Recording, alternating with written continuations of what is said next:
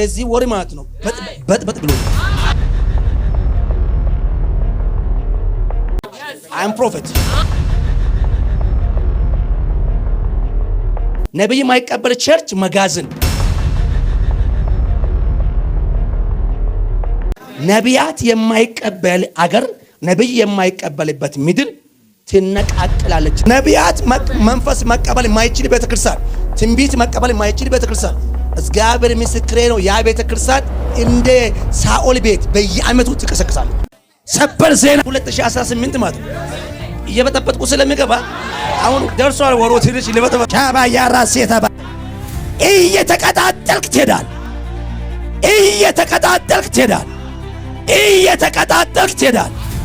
Spirit of Christ, the Spirit of Jesus, the Spirit of Lord, the Spirit of favor. የነቢያት መንፈስ ያገኛችሁ the Spirit of a prophet ውስጣችሁ አሁን ይግባ። ነገራችሁ ይለወጣል። አገልግሎታችሁ ይለወጣል። ቤታችሁ ይቀየራል። ተናግረት ይበላል። ዛሬ ሆሊ ስፒሪት ሰበር ዜና ቤታችሁ ለሰበር ዜና ያልተጠበቃችሁ ነገር ይሆንላችኋል። ያላሰባችሁ ነገር ይሆንላችኋል። ያልተገመተ ነገር ይሆንባል። ምንም ነገር ጨለማ ቢሆን ብርሃን ታያል። ምንም ነገር ዳርክ ቢሆን ብርሃን ታያል። ምንም ነገር ችግር ቢኖር ብርሃን ታያል። እግዚአብሔር ያሻግራችኋል። ሊበጥበጡ እስኪ አንድ አሜን በሉት። ዛሬ አጋንንቶቹ ምግባችሁ የበላባቸው ከእጁን ቀበላል። እግዚአብሔር እናንተ እንጀራ ያስበላችኋል። እንጀራ ትበላለች። ሰላም ለእናንተ ይሁን ውድ የዚህ ቻናል ቤተሰቦች፣ ሰላማችሁ ይብዛ እንላለን። ዛሬም እንደተለመደው በአዲስ ርዕስና መልእክት ወደ እናንተ መጥተናል።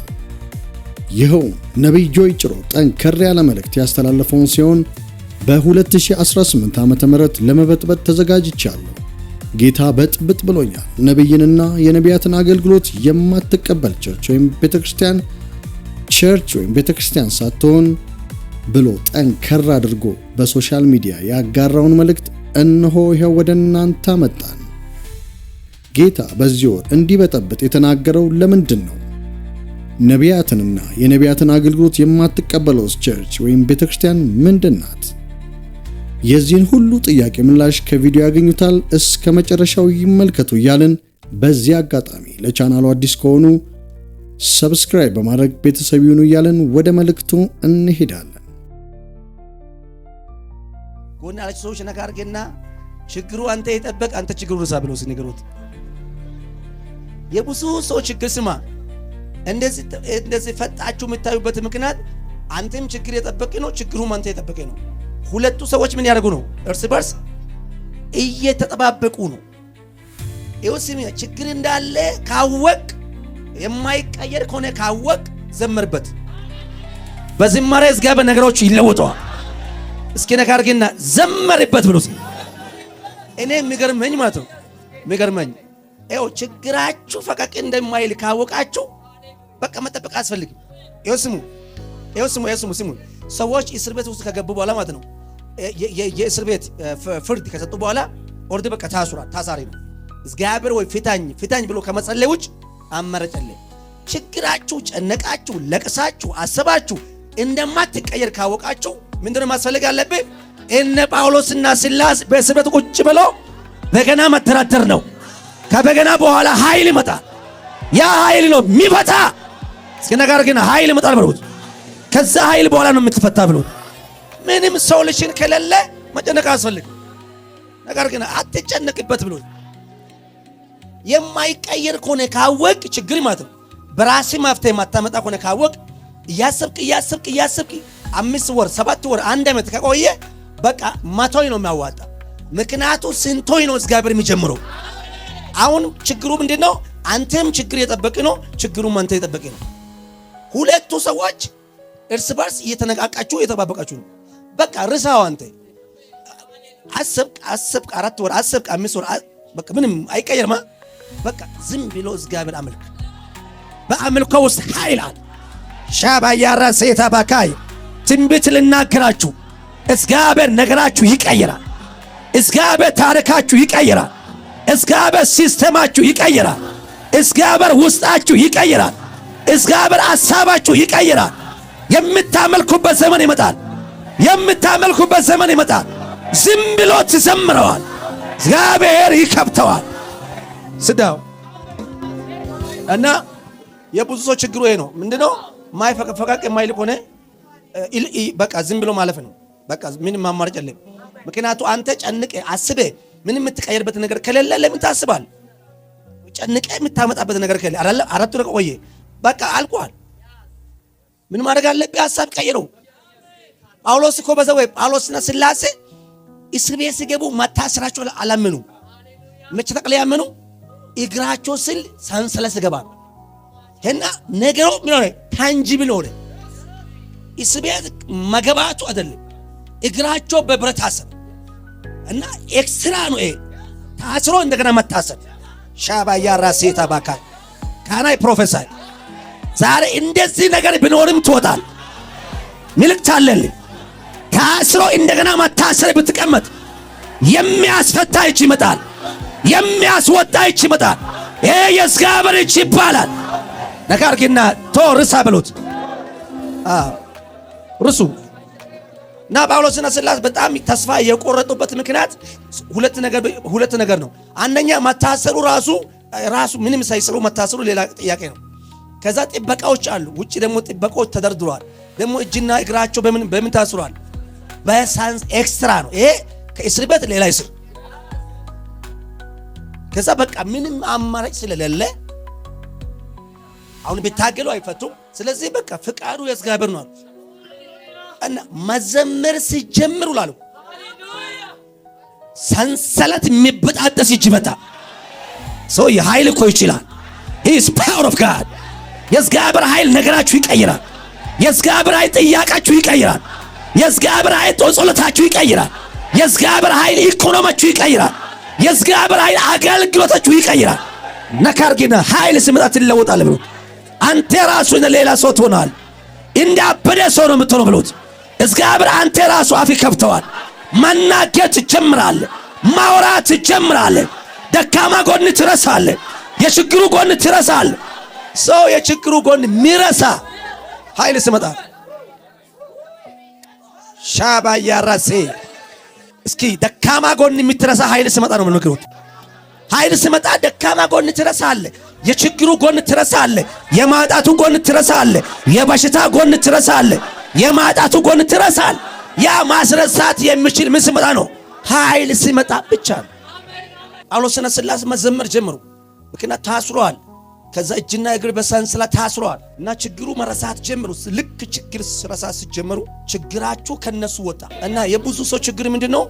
ችግር ፊት ቆሞ ችግር ማሰብ፣ ችግርም አንተ ማሰብ ነው። ይሄ ኮኔ ሂስ ኖት ቼንጅ የሚመጣበት ችግር ይረሳበት። ችግር ሰረበዛ ወይ እግዚአብሔር አልኩ ችግር ሳንረሳ ችግር እኛ አይረሳም።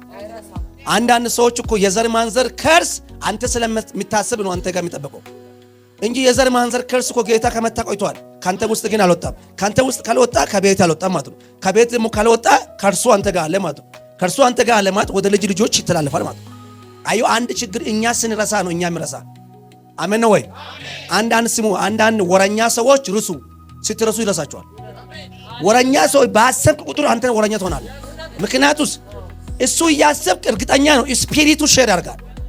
ይወስማ ምን ያስባል? ይወስማ አንዳንድ ሰዎች ርሱ ነገር ግን ርሳ ብለው ጌታ ምስክር ርስች ይመነኝ ዛሬ ማራገፍ ይሁን በለው አራገፋለሁ ብሎ ስፒሪት ወረኛ መንፈስ ማለት አንተ ወረኛ ያደርጋል። ችግራዊ መንፈስ አንተ ችግራዊ ያደርጋል።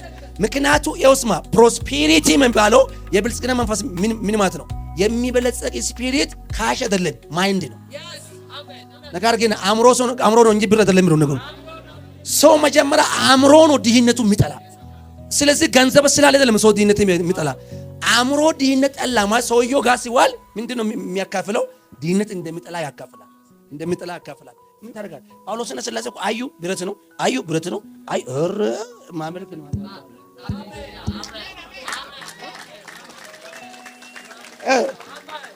ጳውሎስና ሲላስ እኮ ቼክ ሲያደርጉ አንደኛ እስር ቤቱ በሩ ዝግ ነው። ኮንክሪት በሩ ዝግ ነው። ቼክ ሲያደርጉ በሩ ዝግ ነው። ከዛ ቤቱ ጨለማ ነው። ከዛም በኋላ እጅና እግሩ ሰንሰለት ናዋጣ ምንድነው?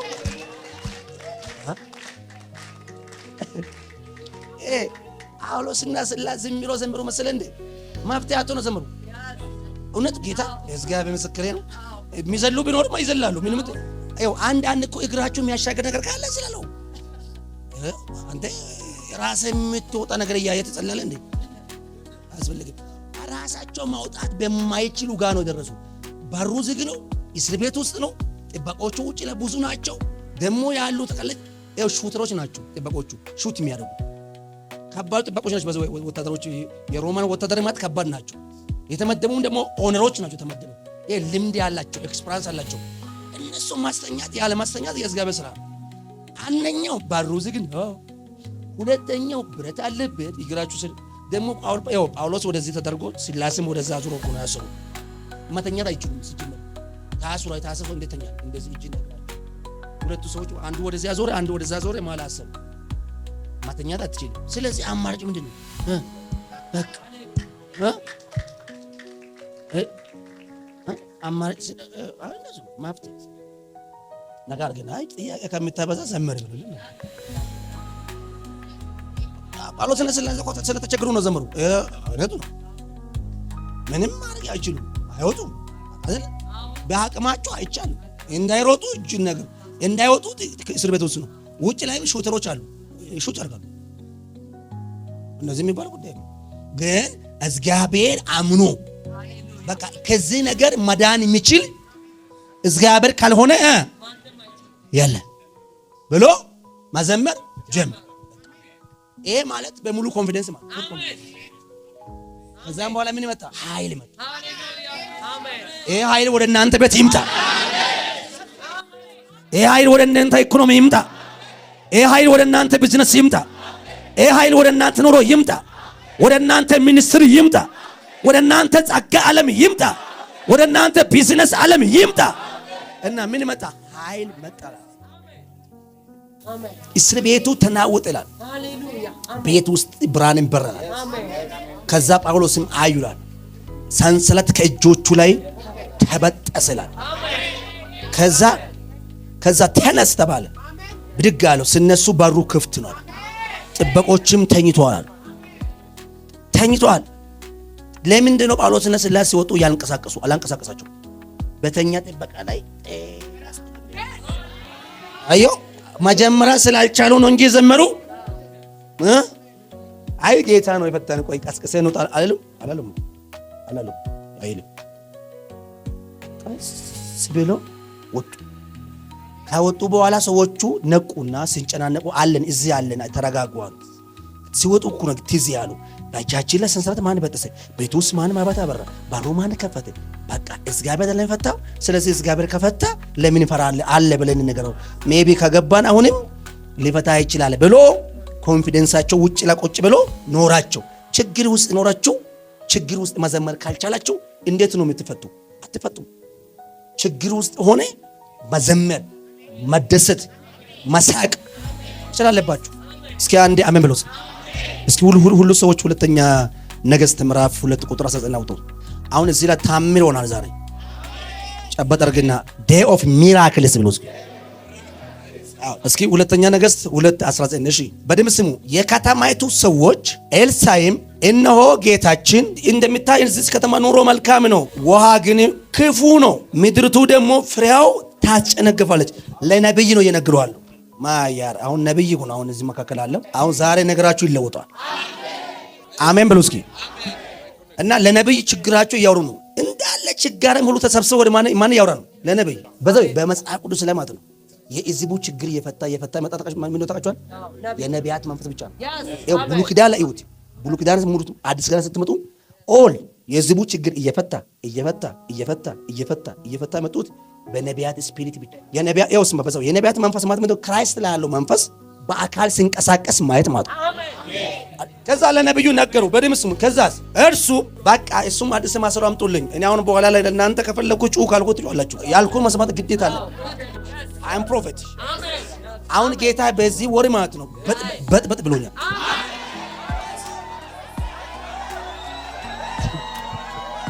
እኔ ቆይ ይሄ ወር ማለት ነው የሚቀጥለው 2018 ማለት ነው እየበጠበጥኩ ስለሚገባ አሁን ደርሷል ወሮ ትንሽ ልበጥበጠው እስኪ አንድ አሜን ብሎት።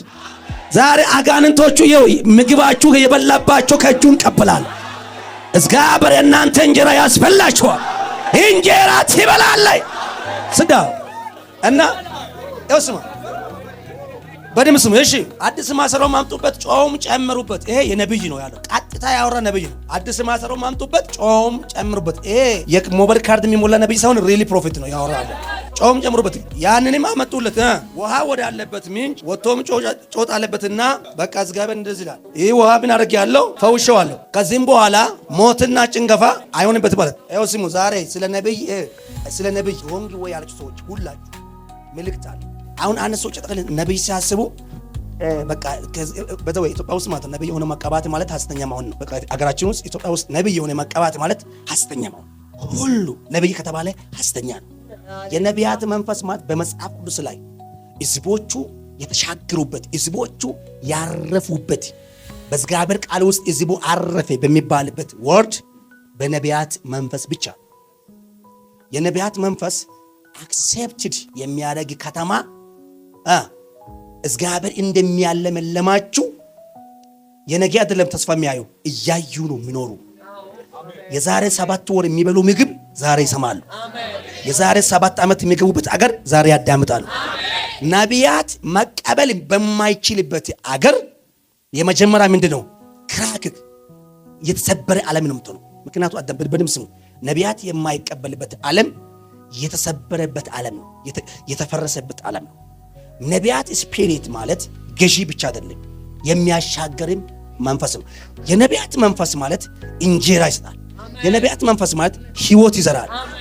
ነቢይ ባዘወይ ነቢይ ማለት እግዚአብሔር ኖ ልል ይችላል። እግዚአብሔር ኖ ለማለት የሚችለው ፕሮፌት ብቻ ነው። በእግዚአብሔር ቃል ውስጥ እግዚአብሔር ሆይ ኖ ያለው ሞት ህይወት የቀየረው፣ ማጣት ማግኘት የቀየረው፣ ጨለማ ወደ ብርሃን የቀየረው፣ የሌለ ነገር ወደ መኖር ያመጣው በእግዚአብሔር ቃል ውስጥ የነቢያት አገልግሎት ብቻ ነው። ነቢያት የማይቀበል አገር፣ ነቢይ የማይቀበልበት ምድር ትነቃቅላለች እንጂ አትስተካከልም። ምክንያቱ እግዚአብሔር የሚናገረው በነቢያት ውስጥ አልፎ ነው። ሰማይ እግዚአብሔር ካለ ምድር ነቢይ አለ። በዛው ነቢይ ከሰማይ ነው ርግዌን የሚያዳምጠው፣ ከእግዚአብሔር የሚሰማ ቮይስ ነው ምድር ላይ ትራንዚት የሚያደርገው። ስለዚህ ነቢይ የማይቀበልበት ቤተክርስቲያን አይባልም፣ መጋዘን ነው የሚባለው። ምክንያቱ ቸርች አይባልም፣ መጋዘን ነው። ነቢይ የማይቀበል ቸርች መጋዘን ነው።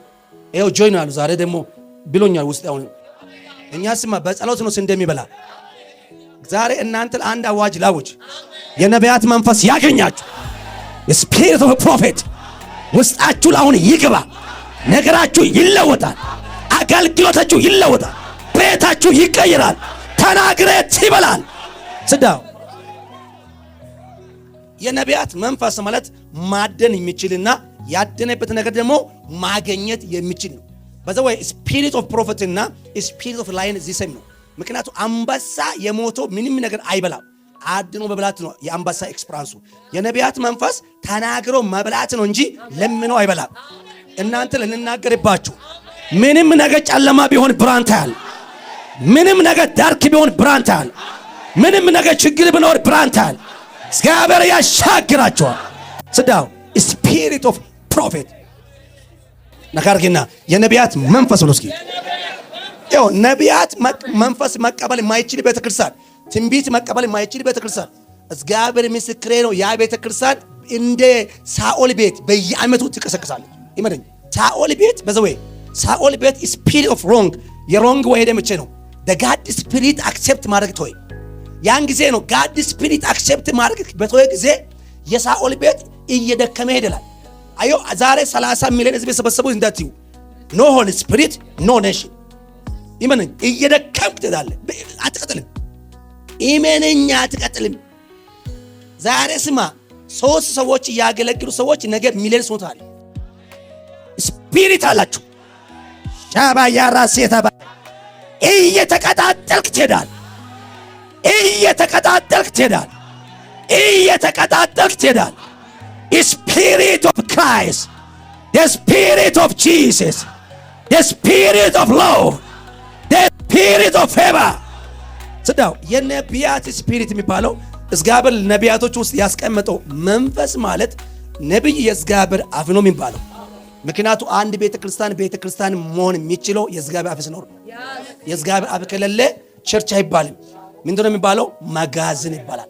ምክንያቱ አንድ ቤተ መቅደስ ተውና አንድ ቤተ መቅደስ ድሮ የእግዚአብሔር ቃል ስታቸው ዮሐንስ ወንጌል እንደሚል ቤትሳይዳ የሚባል ወንዝ ሂሊንግ ዋተር ነው፣ የፈውስ ውሃ ነው። በደም ስሙ ውሃ ያን ጊዜ ሆሊ ስፒሪት አልነበረም። የእግዚአብሔር መልአክ ውሃ ሲያንቀሳቀስላ ውሃው ራሱ ዙሪያ ላይ ታማሚ፣ አንካሳ፣ አካል ጎደሎ ሰውነታቸው የሰለላቸው በውሃ ዳር ላይ ተሰብስበው ወረፋ ይጠብቃሉ። ለምን? ለመዳን። መቼ ነው ሚዳኑ? የእግዚአብሔር መልአክ መጥቶ ውሃ ሲያንቀሳቀስ ስትገባ ብቻ ነው መዳን ብቻ። ሌላ ጊዜ ውሃ ኖርማል ነው። የሆነ ታይም መልአክ ሲገባ ነው ውሃ ዩተር ሲደረግ ቀድሞ የገባ ሰው ከማንም ደዌ ሲጀመር ውሃ በታይም ነው የሚንቀሳቀሰው።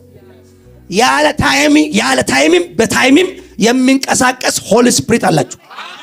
ይሄ አክሴፕት ማለት ካልቻላችሁ ኖ ሂሊንግ፣ ኖ ብሌሲንግ፣ ኖ ግሬሲ፣ ኖ ፌቨር። ያን ጊዜ ታይም ነው ውሃ በታይም ነው የሚንቀሳቀስ። በዛ ወይ የእግዚአብሔር መልአክ ይላል ውሃ ውስጥ ሲገባ ውሃ ሲናወጥ ቅድማ የገባ ሰው ነው ከማንኛ ደዌ ይኸው በዛ ወይ ከተቀደምክም አድን ዲፈረንስ ኦፍ ሂሊንግ የሚያገኘው ዲፈረንስ ኦፍ ሂሊንግ መጀመሪያ የገባ ሰው ከማንም ደዌ ይፈወስ ነበረ ይላል። የውሃ መንቀሳቀስ የሚጠበቅ የነበረ ወንድም በ38 ዓመት ቆየ ሰውዬ ነው ይሄ ነገር ያወራ። ለኢየሱስ ነው ያወራ። የውሃ ኤክስፒሪያንስ ያውቃል፣ የመዳን መንገድም ያውቃል አለ እኮ። ለመዳናችን አለ የእግዚአብሔር መልአክ ውሃ ሲያንቀሳቀስ ነው። እንደሰሚ ሰውዬው ስማ 38 ዓመት ልምድ አለ። 38 ዓመት ደግሞ የጠበቀ ሆረፋ ላይ ነው አለው። ማያራ ሴታ እስከ አንዴ አሜን በል። ዛሬ የሆነ መንፈስ መተዋል። ሰውዬው ስንት ዓመት? 38 ዓመት ሙሉ ሆረፋ አልደረሰም። አሁን ኢየሱስ መምጣት ለሰውዬው ምንድነው? ብሬክ ኒውስ ነው። ሰበር ዜና ነው ሆነላችሁ። ዛሬ ሆሊ ስፒሪት ሰበር ዜና ቤታችሁ ለሰበር ዜና ያልተጠበቃችሁ ነገር ይሆንላችኋል። ያላሰባችሁ ነገር ይሆንላችኋል። ያልተገመተ ነገር ይሆንባል። ስዳው እና ሰውየው 38 ዓመት ሙሉ ቆይቶ ሆረፋ አልደረሰም። እንደዚህ አለ እኮ ሰውየው ኢየሱስን ባየ ጊዜ አላወቀምና ኢየሱስ ወደ ውሃ እንዲጎትትለት ወደ ውሃ ጫፍ እንዲያደርስለት ፈለገ። እና ለዛ ነው ውሃው ሲንቀሳቀስ የእግዚአብሔር መልአክ ይላል። ይኸው ውሃ ራሱ የሚንቀሳቀስበት መልአክ ሲመጣ ቤተክርስቲያን የሀብታሞች መሰብሰብ አይደለም፣ ድሃ ፕሮስፔሪ ማድረግ አለበት።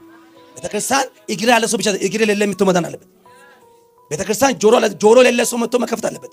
ቤተክርስቲያን ያጣ ሰው መጥቶ ማግኘት አለበት። ቤተክርስቲያን የታመመ ሰው መጥቶ መፈወስ አለበት። what is church? ቸርች ምንድነው? ቸርች ማለት the holiness city ማለት holiness። እስኪ አንድ holiness ሙዚ holiness ወይ ደግሞ የጻድቃን ወይ ደግሞ የቅዱሳኖች መንደር ማለት። እዛ ውስጥ የገባ ሰው ሁሉ ምን ይሆናል? ሂድ። የገባ ምንድነው ብሎ ይድናል። የገባ ምን ይሆናል? ይፈታል። የገባ ምን ይሆናል? ይገላግላል። ቤተክርስቲያን ሰው የሚድንበት ቦታ፣ ሰው መንፈሳዊ ነገርም ስጋዊ ነገርም መዳኛ የሚያገኝበት ቦታ ማለት ነው። ስለዚህ ቤተሰይዳ ሰውዬ 38 ዓመት ልምድ አለ ለመቆየትና ለማየቱ ራሱ ወንዙ ኢየሱስ ክርስቶስ እኮ ሲጠይቅ ሰውዬው በደም ጠየቃት። 38 ዓመት ነው ቆየዋል። ከዛም በኋላ ነው ተነስና አልጋው ተሸከምና ሂድ ነው። ከዛ መልአክ ራሱ ቫሉ አለው። ሰዎች መዳኑ የሚችለው መልአክ ውሃ ውስጥ ገባ። መልአክ እንደሚገባ በምን አወቁ? ኤክስፐርት አረጉ። ምንድን ነው አለ? የእግዚአብሔር መልአክ ውሃ ሲያንቀሳቀስ ዩሲ መልአክ መጥቶ ውሃ ሲያንቀሳቀስ ቀድሞ የገባ ሰው ሁሉ ከማንም ደዌ ነፃ ይወጣ ነበረ። ስለዚህ እኔ 38 ዓመት ቆየ ሆረፋ ላይ ሆኜ ነው አለ። 38 ዓመት ነው ሆረፋ እየጠበቁ ነበር። የሚያስገባ ሰው የለም እዚህ ውስጥ። መቼ? ውሃ ሲንቀሳቀስ። ውሃ ደግሞ ካልተንቀሳቀሰ ከገባ አድንም። ሲንቀሳቀስ ነው ሂሊንግ ያለው።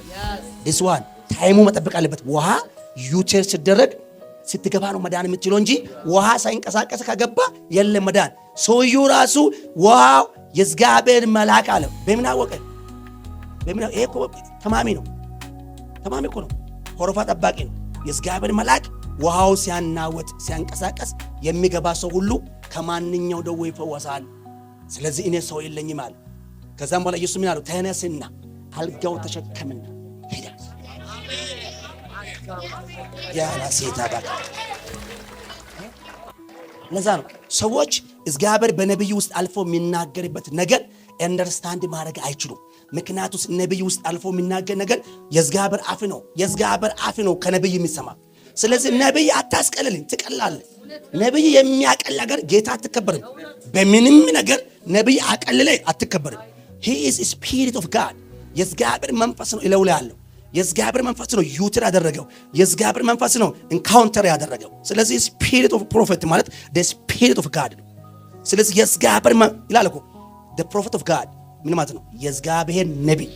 የእግዚአብሔር ነብይ ማለት ጸጋው ከእግዚአብሔር ነው ማለት ነው። ስለዚህ ሁሌ ማሰበባል የነቢያት መንፈስ ነው ከጥንቱ እስከ አሁን ድረስ በሕዝቡ መካከል ገብቶ ማገልገልና መስራትና ሕዝቡ የመዳን መንገድ ይወስሙ። እናንተ ምን ማሰብ አለባችሁ? ሶስት ነገር አስቡ። day of miracles, day of supernatural, day of spirit of way። ስለዚህ ምን ማሰብ አለባችሁ? ሚራክል ዋዱ ሚራክል ምንድነው? ታምራት። ታምራት የሚባለው የእግዚአብሔር መንፈስ በተገለጠ ሰዓት ለሰዎች የሚያደርገው በአይን የምናየው የሰዎች ደስታ ነው። ምክንያቱ አንድ ሰው ጣት የሌለ ሰው ጣቱ 5 ጣት ከወጣ ሂስ ሚራክል።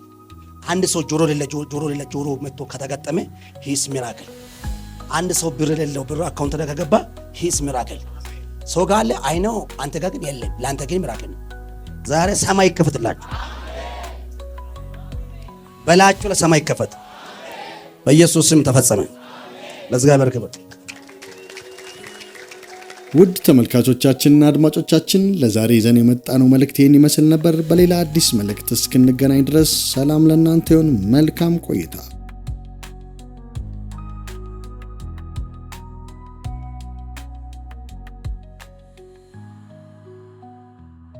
ውድ ተመልካቾቻችንና አድማጮቻችን ላይክ እና ሰብስክራይብ ማድረጎን አይርሱ።